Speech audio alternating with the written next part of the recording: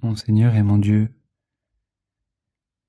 je crois fermement de tout mon cœur que tu es ici, que tu as toujours été avec moi pendant cette nuit, pendant cette journée, pendant cette matinée, pendant cet après-midi, pendant cette heure qui a précédé, que tu as vu avec beaucoup de tendresse chacun des gestes, chacune des paroles, que tu es toujours avec moi, que tu me vois, que tu vois mes désirs les plus profonds, que tu entends aussi mes cris, mes joies, mes peines, tout ce que je vis.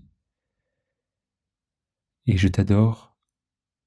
Je peux pas forcément me mettre à genoux là où je suis. Je suis peut-être dans une voiture, je suis peut-être sur un vélo, je suis peut-être en train de marcher. Mais je voudrais que mon cœur se prosterne devant toi et t'adore et te reconnaisse comme mon unique et mon seul vrai Dieu. Et je n'ai pas d'autre Dieu que toi. Je te demande le pardon de mes péchés, de toutes mes offenses, et ton aide, ton Esprit Saint, ta force pour prier avec toi, par toi et en toi.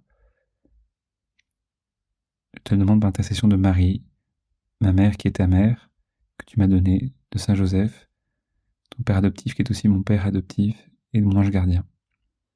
Aujourd'hui, Jésus, dans l'Évangile, tu relis un passage de l'Ancien Testament dans lequel il est dit « Tu aimeras ton prochain et tu haïras ton ennemi ». On se dit « Bah oui, c'est assez logique finalement. Bah, ceux que j'aime, ceux qui sont autour de moi, je les aime. Et puis bah, mes ennemis, il faut que je les haïsse, il faut que je m'en protège, il faut se protéger des personnes qui nous font du mal. » Et cependant, tu viens corriger ça. Tu viens transpercer mon cœur par des paroles qui sont pas faciles à entendre. Aimez vos ennemis. Eh bien moi je vous dis, aimez vos ennemis et priez pour ceux qui vous persécutent. C'est dur à entendre, Seigneur. Parce que aimer les ennemis, aimer ceux qui me persécutent, c'est pas facile d'abord. Il y a des personnes qui me disent bah, j'ai pas d'ennemis moi.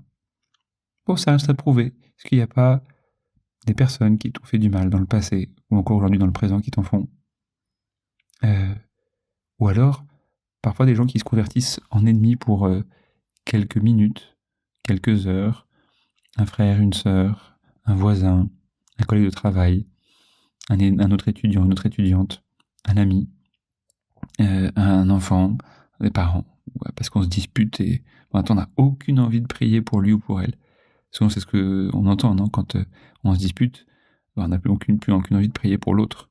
On a envie que l'autre nous comprenne, qu'il vienne de s'excuser, demander pardon, mais on n'a aucune envie de prier pour l'autre et de voir que peut-être lui aussi, il souffre du mal qu'il a pu faire, puisqu'il est enfermé dans ce mal. On n'a aucune envie de sortir de là. Et puis parfois, il suffit de regarder les infos et de voir que bien il y a telle ou telle personnalité du monde qui nous énerve et pour laquelle on n'a aucune envie de prier. Soit un dirigeant politique, telle ou telle personnalité de la culture, du sport, etc. Pour certains, ça peut être très compliqué de prier pour les joueurs et les supporters de l'équipe adverse. On est en pleine Coupe du Monde. Et alors là, il y a l'arbitre qui t'énerve, etc.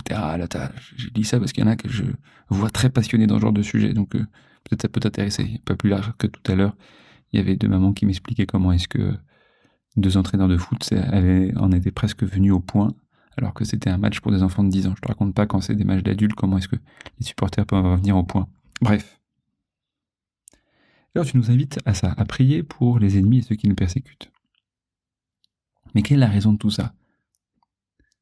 Et là, tu donnes le secret de tout ce long discours qu'on vient d'entendre sur vous avez entendu qu'il était dit, eh bien moi je vous dis, qu'on a lu dans ce qu'on appelle le chapitre 5 de Saint Matthieu, qu'on appelle le discours sur la montagne. C'est un long discours que toi, Seigneur, tu as prononcé en présence de tes disciples et des foules qui étaient là et qui t'écoutaient, qui est un discours absolument magnifique, qui est peut-être le cœur de ton enseignement, en tout cas, vraiment, c'est un espèce de résumé de ton enseignement. Et tu nous dis, voilà, comment vivre ton enseignement, Jésus, afin d'être vraiment les fils de votre Père qui est aux cieux. Il fait lever son soleil sur les méchants et sur les bons, et tomber la pluie sur les justes et les injustes. Comment faire, Seigneur, pour apprendre à aimer ? Comment est-ce que toi, Jésus, sur la croix, tu as réussi à aimer ? Comment est-ce que ton cœur, qui était rempli par probablement des émotions de peur, de tristesse, d'angoisse, d'avoir été trahi, d'avoir été si maltraité, Il a pu aimer jusqu'au bout ceux qui étaient en train de le crucifier. Comment ton cœur a pu te dire « pardonne-leur, ils ne savent pas ce qu'ils font ». Comment est-ce que moi, quand je t'ai transpercé les pieds d'épines en refusant d'aller vers l'autre pour le saluer ou pour lui parler de toi, comment est-ce que alors que j'ai transpercé tes mains par les clous, en refusant de tendre une main, de bénir, de pardonner, de prier, comment est-ce que, alors que j'ai transpercé ton cœur, en refusant de te faire confiance, de te mettre la priorité dans ma vie, de te laisser passer devant, comment est-ce que tu peux me dire, comment est-ce que tu peux dire à ce moment-là, pardonne-leur, ils ne savent pas ce qu'ils font. C'est à moi que tu dis ça, et ça me transperce le cœur de penser que j'ai fait ça. Et parfois, j'ai même tendance peut-être à culpabiliser, et à pas vouloir écouter justement ces paroles-là pour dire « Ah non, ça fait trop mal, je suis pas à la hauteur de ce que tu me demandes, je serai jamais parfait. » Eh bien, toi-même, tu commences cette phrase en disant « Père, pardonne-leur, ils ne savent pas ce qu'ils font. » Tu arrives à me pardonner parce que tu t'appuies non pas sur tes forces humaines, mais tu t'appuies sur ce qui fait le fondement de ton être, qui est le fondement de ce que tu es, qui est le fondement de tout ce que tu es, de tout ce qui existe en toi. Père, ta filiation divine, tu es d'abord fils, et en tant que fils, tu t'appuies toujours sur ton père. C'est comme si tu étais en permanence branché, que tu n'avais pas tes propres batteries, on pourrait dire. Toi, tu es en permanence branché à ton père. Il n'y a pas de batterie, c'est en permanence tu es branché à ton père et tu tires de lui cette force. Comme si un fleuve, bien, s'il est coupé de la source, il n'y a plus d'eau qui coule. Mais toi, c'est le fleuve d'amour qui jaillit de ton cœur, il est en permanence branché à la source qui est le Père. Comme quelqu'un qui dit j'arrive plus à ramer, j'ai plus de force physique, je suis fatigué. Toi, pour pouvoir continuer à avoir la force de pardonner, pour pas te fatiguer de pardonner et de m'aimer, alors que je continue à te blesser si souvent, tu te branches dans cette barre d'énergie, dans ces protéines permanentes qu'est l'amour de ton père, qui donne pas forcément une force physique invincible, mais une force d'amour inébranlable et invincible, éternelle et infinie. Et c'est ça que je vois. Parce que tu aurais pu être saisi par la peur de mourir, la peur de souffrir, la peur d'être seul, la peur de ne pas être aimé, la peur d'être abandonné. Mais tu vois, ça me fait penser à cette rencontre que j'ai eue l'autre jour avec les enfants du CM2. Peut-être que toi aussi, t'as vécu ça quand t'étais petit. On parlait des peurs, etc. Ils me disaient, quand j'ai peur, je vais me réfugier dans les bras de maman. Je vais me réfugier dans les bras de maman. Il y a même des garçons qui disent, ah, non, moi je vais me réfugier dans les bras de papa. Ah, les autres ils disent, ah oui, moi aussi je fais ça. Je leur dis, mais pourquoi vous faites ça? Et parce qu'avec papa, il y a plus de sécurité, il est plus fort. Et pas forcément, un peu étonnant, c'est pas forcément ce qu'on imaginait, mais ils disent ça. C'est pas un peu mystérieux tout ça, de voir à quel point ils s'appuient sur leur père quand ils ont peur. Eh bien nous c'est pareil, quand je me sens agressé, j'ai peur. J'ai peur de perdre la face, j'ai peur de souffrir, j'ai peur d'être blessé, j'ai peur de mourir, j'ai peur d'un tas de choses.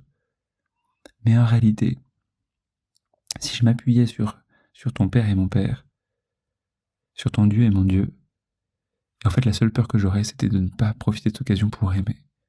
Et de ne pas voir, au fait, que la personne qui est en train de m'abîmer, physiquement et psychiquement, elle se détruit spirituellement. Et c'est ce que tu vois. Moi, quand je te blesse sur la croix, tu vois que je suis en train de détruire mon âme, ce qui me fait être qui je suis. Je me détruis moi-même.